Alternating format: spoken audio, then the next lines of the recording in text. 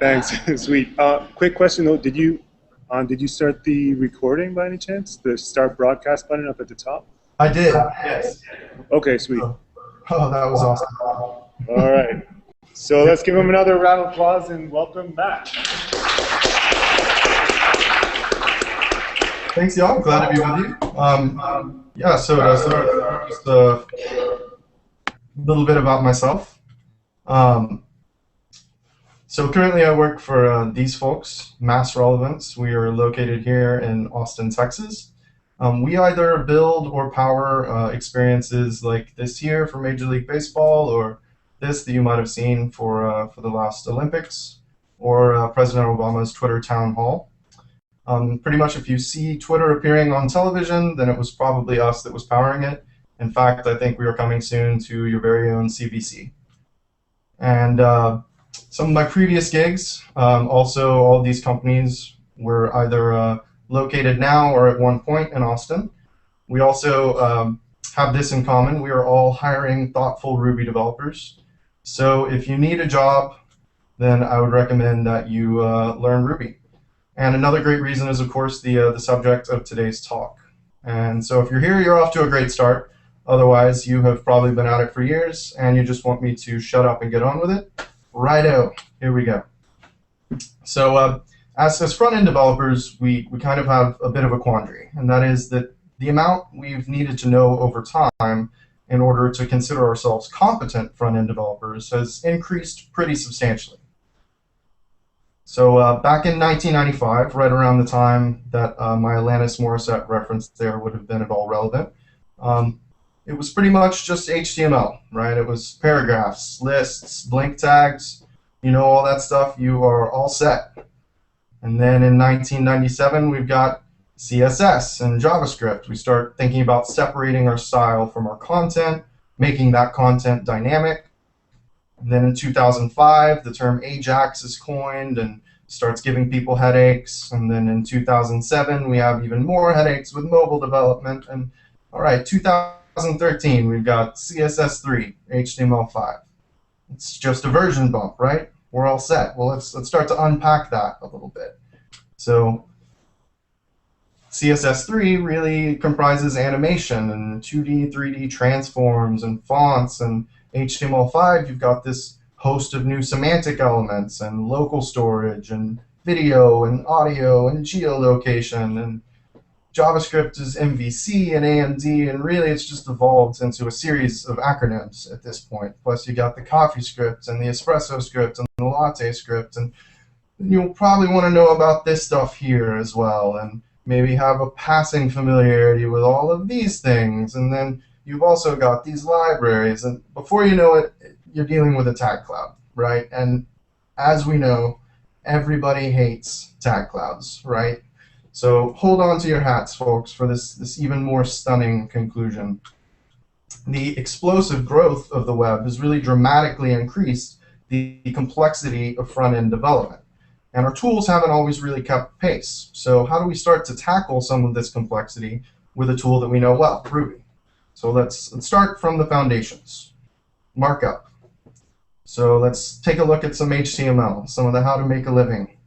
So this is a very simple example, and every element, as we know, has an opening and closing tag. So I've got my div here with a paragraph tag inside of it. And let's take a look at a slightly more complex, totally contrived example. So I've got this div with an unordered list and a single list element inside, and it's got this span. But as I look at this, I get concerned. Because do I really need to be closing all of these tags? You know, computers really ought to be able to figure this out for me. That's robot work. So it's not so much that it's a pain to write. I can configure my editor to close the tags, but it does clutter the document, makes it a touch more difficult to understand the structure if you're looking at a very large, very complex nested file, and just to read things generally. And since we spend most of our time reading code and not writing code, that's important. So one of the first attempts at tackling some of the complexity of markup with Ruby was Markup. Now this was released in 2006, and if you're fortunate enough to recognize that blog header there, you know it's from our very own Why the Lucky Stiff. If you don't recognize it and you don't know who I'm talking about, Google Wise Poignant Guide, get to know him. The illustrations I use across this presentation were borrowed from Y. And as a quick aside, here's how dumb I am. I didn't notice until I was putting this talk together that the hands are in the background of the red-handed header there. That's just how dumb I am. Anyhow, so we can see what he's doing here with the Ruby is he's using it to capture and treat his links as strings, and he's appending those together with pipes, and then we get that little 5 gets bits inspect series of links in his header there. So if we take a look at that example from earlier, this is what it's going to look like in Markov. So we see each element is a method. We're using blocks to nest elements and our content. Because it's Ruby, all of the blocks must be closed, right? So it doesn't really solve the particular problem of closing tags because we're still closing all of these blocks. So Python and other white space significant languages figured this out, right? So Haml, which was also released in 2006 by Hampton Catlin, and I believe it's maintained now by Nathan Weizenbaum, it added that concept of significant white space to the mix. So now I don't have to bother with closing all these tags. The Haml interpreter just sees the indentation, recognizes the significant white space, and does the rest for me. So it also gives us a shorthand for things like IDs, classes, attributes, does lots of other cool stuff. So you can see up at the top there, I've got the div with an ID of comments. I'm using percent signs to denote new elements. The ul.fancy just means it's a ul with a class of fancy. I denote all of my attributes by using a hash there.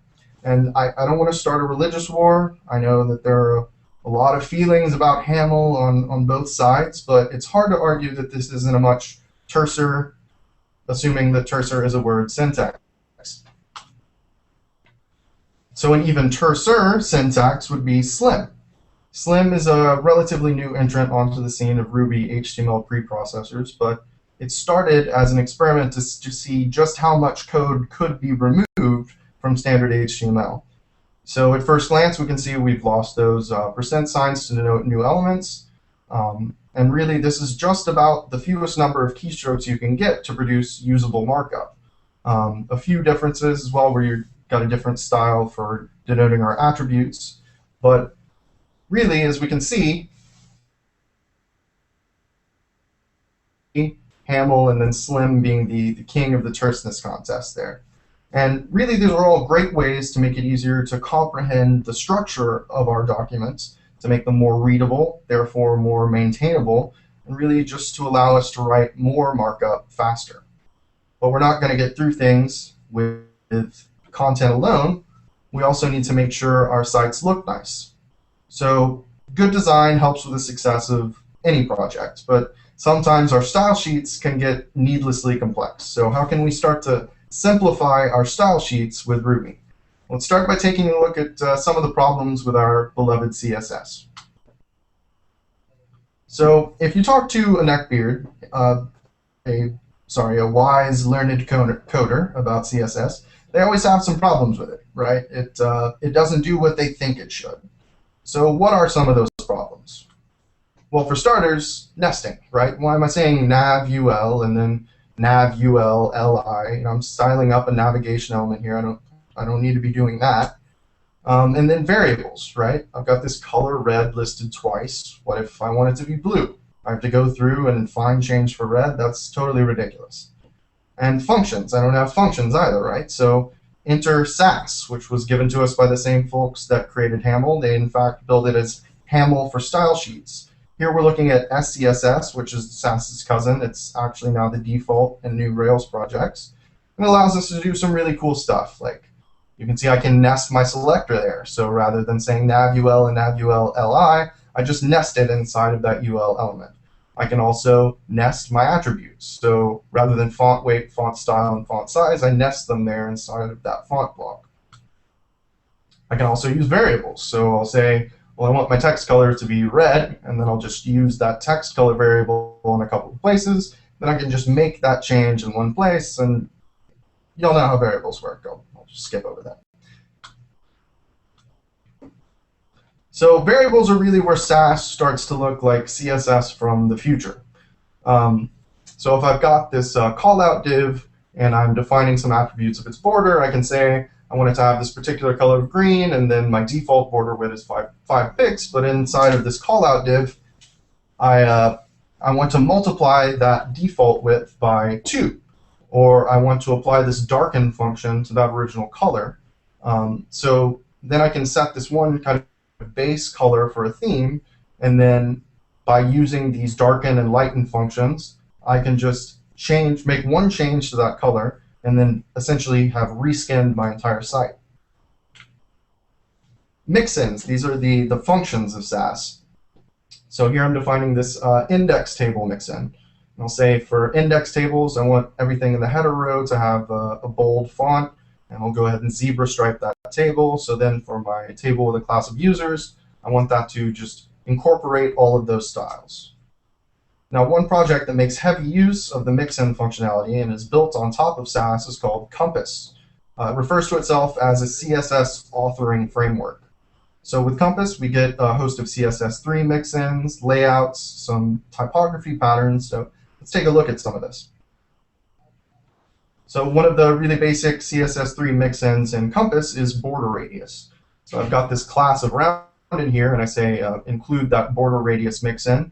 Its default border radius will be 5 pixels, but since that's a mixin, I can actually have arguments and set that to 10 pixels, whatever. And then that's going to get interpreted down to the vendor prefix CSS. And this is actually one of several CSS3 mixins that we get out of the box with Compass. So what's really great about this is we know we're always using the most up-to-date CSS3 declarations. So when things like border radius get adopted by more browsers and we can start dropping vendor prefixes, we don't have to worry about it. We don't have to worry about copy-pasting prefixes all over the place. It's generally just much more readable and more maintainable CSS. So Sass and Compass both offer some niceties for dealing with style sheets, but here's the real problem. What is this? Over time, you're working on a project and you just end up with these huge monolithic files for your style sheets. There's no real organization. Maybe you got some comments, but really it's just selector after selector, and oh, somebody thought to alphabetize them. Great, that makes a lot of sense. So nobody means to do this, right? It's just the sort of thing that happens over time in a project. So how can we start to address some of this complexity? So this comes from a blog post from Chris Epstein called Help My Style Sheets Are a Mess. So here my example is just an aside from the talk or the conference where I originally gave this talk, where the keynote speakers were Matt's and Uncle Bob. So I've got my little aside element, and then the H2, an unordered list, but it's not very cool, right? It's just default, just black and white. So let's make this awesome. Bam! Slap some sass on that, and suddenly it's the coolest thing you've ever seen. But really, it's still just a mess of properties. I can alphabetize them, but really, it's not going to help all that much. So I've got all of the styles for this aside here. So let's take a look at the typography. So I've got that font family declaration, and then the font weight and the font size. Well, let's pull that out. Let's create this class highlight text where I define the font and I say what the size and the weight of my H2 elements. And then there in my aside, I can just extend that highlight text class. So extend is just going to pull in all of those style declarations. So let's go through again, and let's pull out everything that defines the container, like the box shadow, the border, the margin, the padding. We'll refer to that as a shadow box. And then let's define a dark background and a high contrast interface. So then when we look at this aside again, really it's just a series of extensions that are intelligently named, so it's much easier to comprehend the style, to comprehend the intent. And what's really cool is changes to those extended classes will now carry through the entire site. So my theme will stay consistent without having to go through and redefine these things in each one of these elements. So all I'm really doing here is defining how I want that UL to look, and everything else is very readable and thus much more maintainable. So if you want to create a new Compass project, you do it like this here. Compass, create my site. Here I'm just saying to use Blueprint, which is, if you're unfamiliar, it's the Blueprint framework. It gives you some sensible typography, some cross-browser grid layout, so you don't have to worry about box model stuff. So to go over that one more time, when we're dealing with the complexity of our style sheets, we can use SCSS and Compass to kind of organize properties by container, by color, by typography. But when we're dealing with authoring abstractions like this, it's really a lot of recompiling. Plus, we have linters, hinters, minifiers. It's a lot of stuff to handle manually. So we need to automate our workflow. So a good way to do that with Ruby is with a gem called guard. Guard is just a file system watcher. So it's super simple. I start out by setting up my guard file in the root of my project. And so I'll say guard slim, so watch all my files with the .slim extension, guard compass, watch all the files with the .scss extension, and then run those commands to go ahead and compile those files anytime we see one of them change on the file system. Now Compass does have Compass Watch, but this is nice because it's now part of a single automation suite that we've rolled ourselves. So what's really cool is when I bring new developers onto the project, I can just say bundle install, bundle exec guard, and they're all set. They've got their automation suite ready to go. And if you check out this blog post here from Vidget, you can see they've got some just for things like handling minification, retina images, sprites, and there are also gems that add support for all kinds of stuff, compiling CoffeeScript, compiling Haml for doing live reload, for running your hinters or linters, Jasmine tests. But sometimes your needs might be a touch more specialized. So at Mass Relevance, we build custom visualizations of social media data. So over time, there was a lot of code that was shared between projects, a lot of different toolings developers wanted to use to build out those visualizations. So we rolled our own gem. You can find it up on GitHub. It's massrelevance/vizr, V-I-Z-R. Now, the original version of this used Guard under the covers, but includes a lot of other tools that we needed on our own projects. Now, actually, since I first gave this talk, this tool has kind of evolved to use a few tools that are pretty new onto the scene and are actually based on JavaScript. So this will be a touch of a diversion from the original intent of the talk, but a lot of front-end automation in the community is moving this way, and it makes sense. When we were dealing with projects that are mostly HTML and JavaScript, so those developers would like to keep their tooling in JavaScript as well. And what were new projects at the time I gave the talk have now matured, and we even rewrote our Vizr project to make use of Grunt and Bower. So let's take a look at these. Grunt, when you're building a JavaScript library, you need to concatenate source files and compile CoffeeScript and run JSHint and minify things, and you can do this with a series of rake commands. And in fact, it's really handy to just think of Grunt as rake for JavaScript projects. But a lot of JavaScript developers would prefer to just do this with JavaScript. So this was released pretty recently, but it already has a huge community.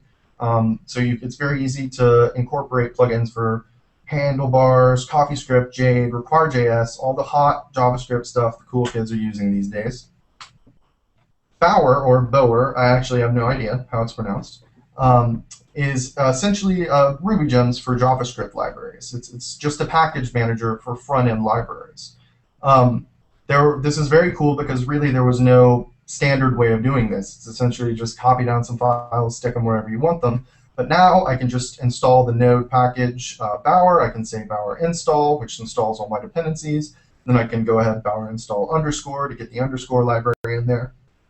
It's a very, very cool project. It runs just runs over Git. It's package agnostic, so it can be AMD, Require.js, Bower, doesn't care. And so to tie all this together is a tool called Yeoman. This is released by Adi Osmani and several other people. It integrates Grunt and Bower into a really nice workflow. So you can see here I say yo web app, which is just scaffolding myself out a new site. Then I npm install and Bower install all my dependencies. I say Bower install underscore again and install the underscore library for me. And then Grunt which is just, once again, prepare everything for deployment. So Yeoman also does some other really cool stuff, like handling image optimization, doing automatic compilation like Guard. It also has live reload integration. So if you're looking to automate your workflow, which you should definitely do, saves you tons of time, you can either do it yourself with Ruby, you can delve into JavaScript, or you can roll your own gem. So now that we've got all of our components, let's look at how we might build some static sites with Ruby. So Jekyll, if you are at all familiar with Ruby static site generators, this is one you will definitely have heard of. It bills itself as a blog-aware static site generator. So super simple. It's just based on this YAML configuration file, and then I have this post directory. It's also currently the engine behind GitHub Pages. If you haven't used it in GitHub Pages in a long time, as I have not, it's really cool. It has themes now, great for running your project page or portfolio page. And under the covers, it uses the tilt gem to handle a variety of different markup formats and uses Pigment for syntax highlighting for your blog posts. So if you're looking to build like a coding blog, you might want to look at Octopress, which is very, very popular now. It's built on top of Jekyll. It has this really pretty default theme, responsive layout, a sidebar with your tweets or your app.net updates if you're super cool, your GitHub repos. Now, Octopress takes a little heat sometimes because after it was released, a lot of blogs started to look suspiciously similar. But much like Twitter Bootstrap, it's something that's meant to be themed. If you spend just a little bit of time on it, you'll end up with something that's really cool. Now, why would I want to host my blog as a static site? Well, for one thing, I used to work for Metasploit, so I just cannot bring myself to use WordPress ever again. But let's say you get slashdotted or hacker newsed, and you don't want to worry about your server melting, and this way you don't have to. You either throw it up on GitHub Pages, you host it as a static site on S3, you let Discuss worry about their comment servers melting, and you are fine. So Middleman, this is one of my favorite static site managers for Ruby. Now it brings all the template helpers, but also handles minification and cache busting and compression. And it's also built on top of Padrino, which is another full stack Ruby framework like Rails or Sinatra. So it gives us things that we'd be familiar with from Rails, like layouts, helpers, templates, partials. These are all really handy things when you're building complex static sites.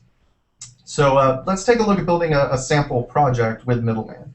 So one project you might see yourself tasked with is building an API documentation site for your product. And this is the type of thing that is just a perfect fit for Middleman. So I've built one here you can take a look at. It's up on GitHub at techpiece/API site base. So when I was creating this, I just started with a compass create API site base, and I want to use the Bootstrap SaaS gem. Here I'm just using Twitter Bootstrap. If you're unfamiliar with Twitter Bootstrap, just very quickly, it was released by Twitter. It's just a series of reusable front-end components for web applications. If you started noticing all web apps looking exactly the same, like all blogs were looking the same, it was because of Twitter Bootstrap. And I'm saying I want to use the SaaS version of that rather than less, as it's written in initially. And then I say middleman init, this API site base. I have to move a few files around into the source directory. But once I'm done with that, I'm going to see this here, which even has this like cool animation effect, which makes you think, wow, I just did something awesome, even though really you just ran 2 commands and moved some files around. So here I've got the layout for the site, which once again is in Slim. It's not important to read all of this, but because it's in Slim, the markup is very clear, very concise. And most of this, as you can see, is actually header. But up at the top there, I'm defining my body element. I'm setting the class to the result of the page class's helper. And then I'm rendering the partial nav bar. The reason we see 2 equal signs there is because Slim escapes HTML by default. So by using the double equal sign, I'm saying don't worry about escaping this and throwing up a bunch of puke on my site. So I've got my index template. Once again, very concise markup. I'm defining these rows, which is just some layout helpers that Twitter Bootstrap gives us. The span 12 is just part of their grid system. And then this gets dropped into the layout where we see that container div with a yield. This should be familiar to Rails folks. We're just yielding the result of that template. So let's take a closer look at that markup again. So I've got this div with a class of row and a class of wells, and I'm using this well helper method a few times there. So as you can see, what it does there is I pass in a header for the well. A well is just another thing that Bootstrap gives us, kind of that rounded gray div that's offset from the layout a bit. So I pass in the header and then an image and then the text for the button there.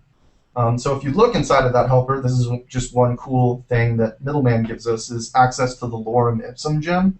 So really I'm just saying lorem.sentences3. You can do lorem.paragraphs. Really cool helper.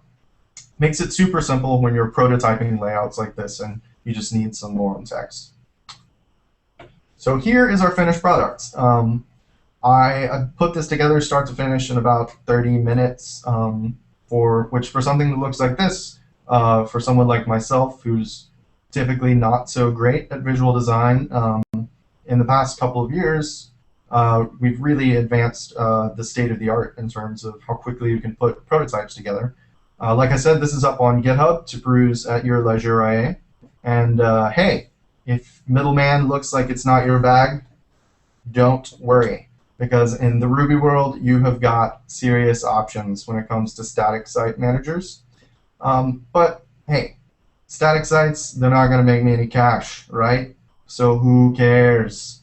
Well, let me introduce you to a buzz phrase you may have been unaware of. Backend as a service, or BaaS. There's another reason you might want to look at building a static site, and it's this right here. These folks will provide you with servers, with storage, and entire backend infrastructure, and a fair number of these providers have sprouted up in the past couple of years.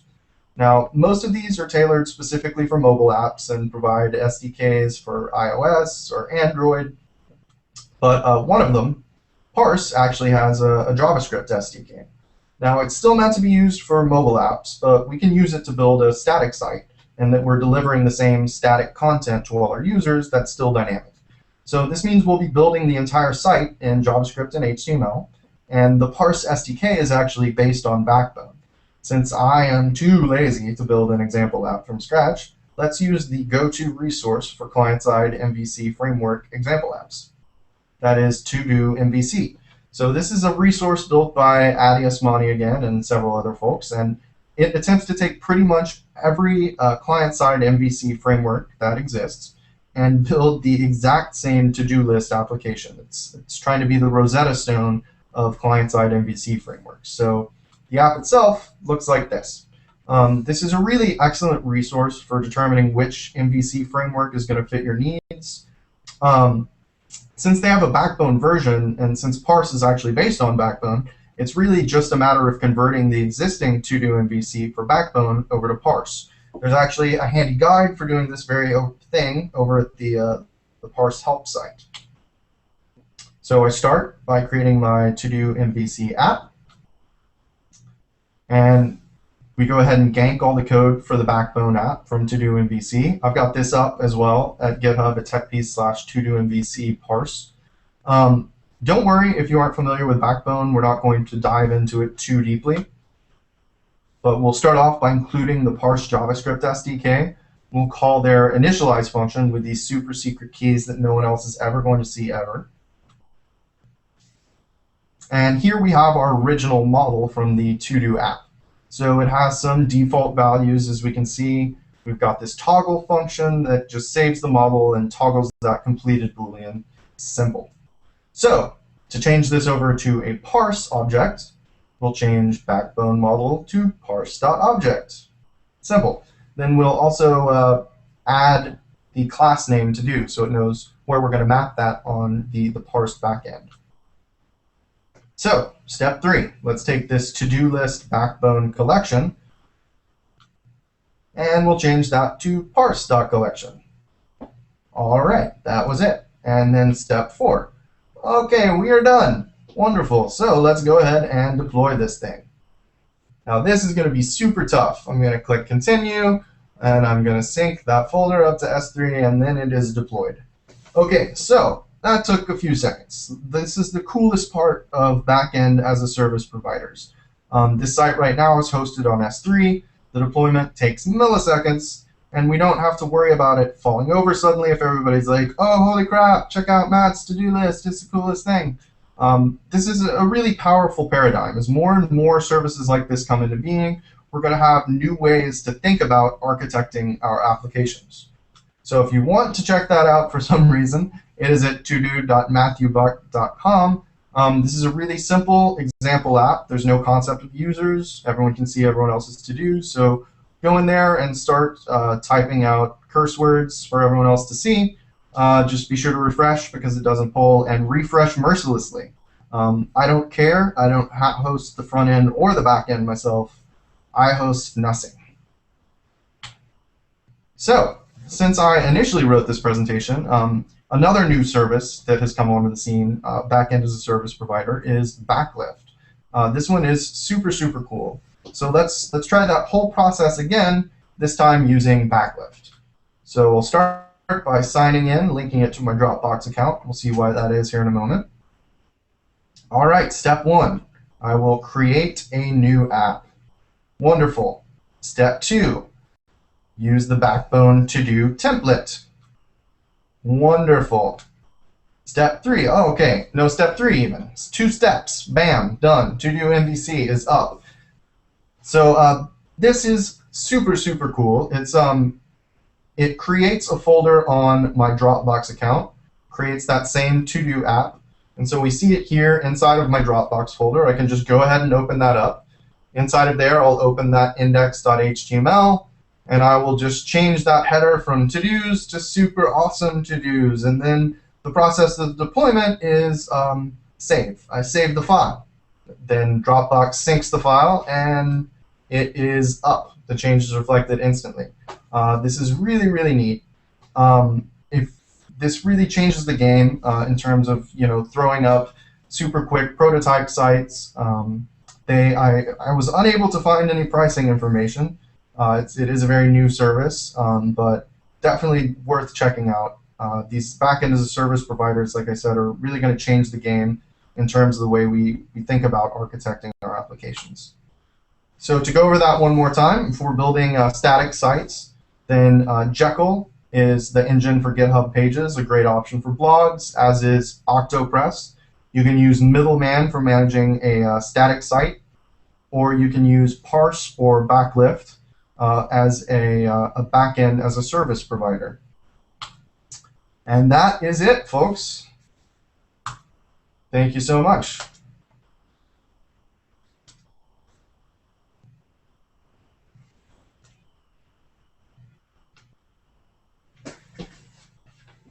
And I'll go ahead and take any questions if you want to demute yourselves there.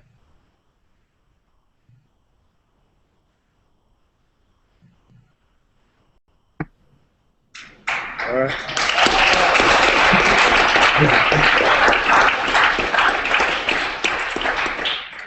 Cool. So you do have a few minutes for questions? Definitely. All right, thanks. Any questions, anybody?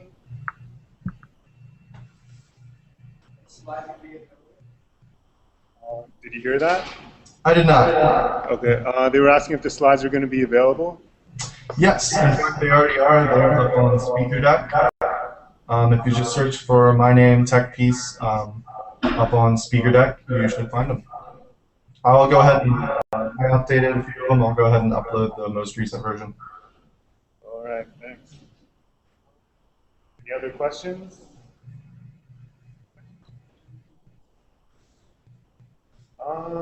So I got one.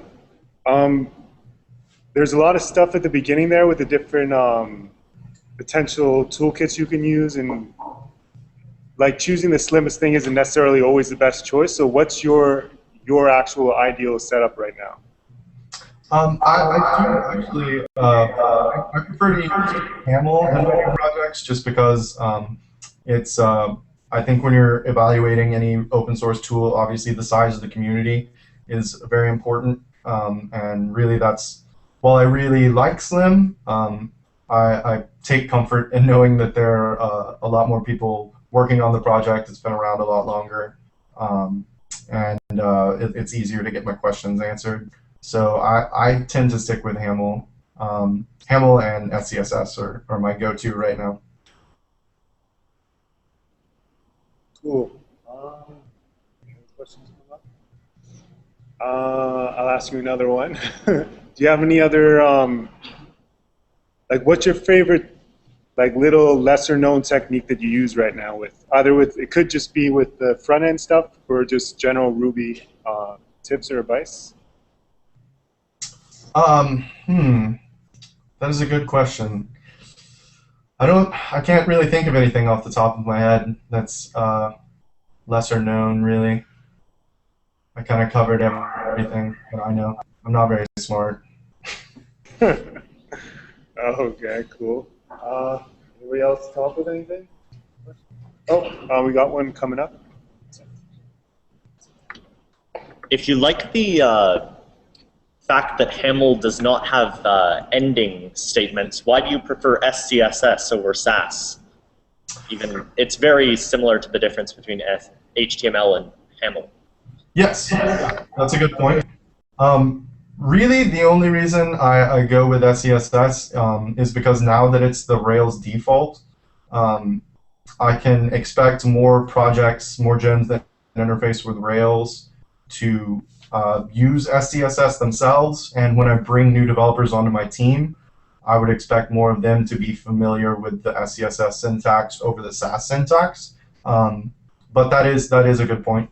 Yeah, definitely. If you're looking for the terseness and the readability, then Sass is a fine option. For me, it really just came down to what can I expect developers to know and what is going to be more widely supported by the community. Cool, thanks. Another question coming up? What is your preference between Ember.js and AngularJS? Honestly, I have really only started looking at both of these projects. Um, from my initial work with both of them, I would say that AngularJS at this point just seems easier to get started with. I know there's been a touch of drama around Ember recently with regards to their kind of getting started documentation. I'm sure Ember.js is going to be a super cool project. And once they kind of address that issue and the API is a touch more stable, I think it will be very cool. I think if I was going to do a side project where I wanted to toy with one right now, I'd probably use Angular, just because it would be easier for me about having to totally rewrite it in a couple of months. Thank you. Any other? Oh, I got it. What do you think of Meteor? You hear that? Yeah.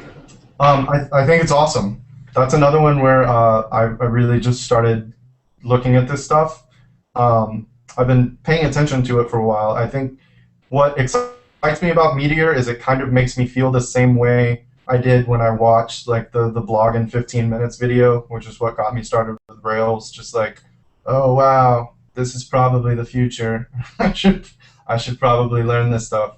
I know when I first looked at it, there were a lot of concerns around kind of data security and things like that, which all seem to have been addressed. I think actually my next kind of investigation Spike side project thing will probably be with Meteor, just to kind of start getting a feel for that and deciding if I need to learn it so that I can have jobs in the future.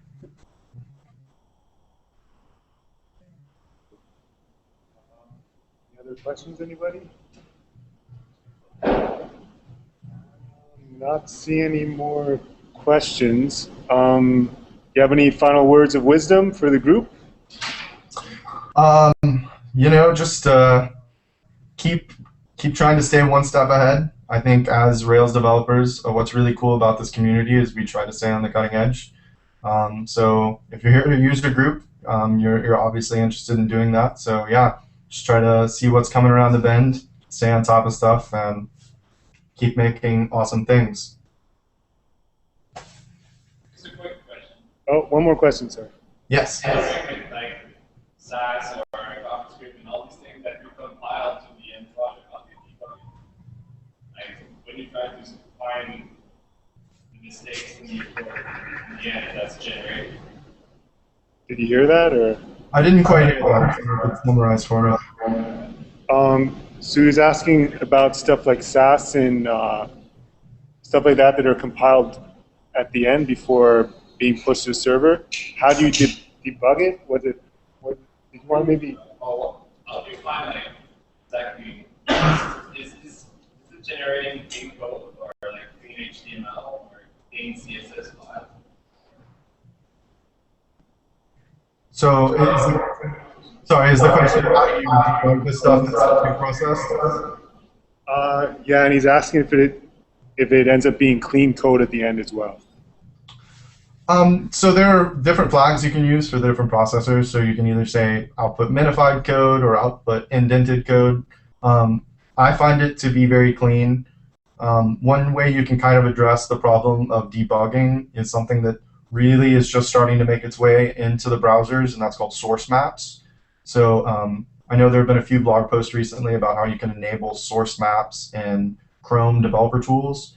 And so that would then, it just creates this mapping file. So I can, when I inspect an element, rather than showing me the line in the compiled CSS where it's defined, it will actually show me the line in my pre-compiled SCSS, and it will do the same thing with CoffeeScript as well. So that's really starting to kind of address that concern people had. I found that to be more of a problem, I guess, with styles than I ever did with CoffeeScript, just because it's easy to tell by looking at the compiled JavaScript where my problem is usually. But the source maps definitely helps a lot with that. Thank you. Any other questions? No? All right. Well, thanks so much, Matt. We really appreciate you taking the time out to come and talk with us, and that was great. Thank you so much. Yeah, sure thing. Thanks for having me. All right. Well, let's give him another round of applause.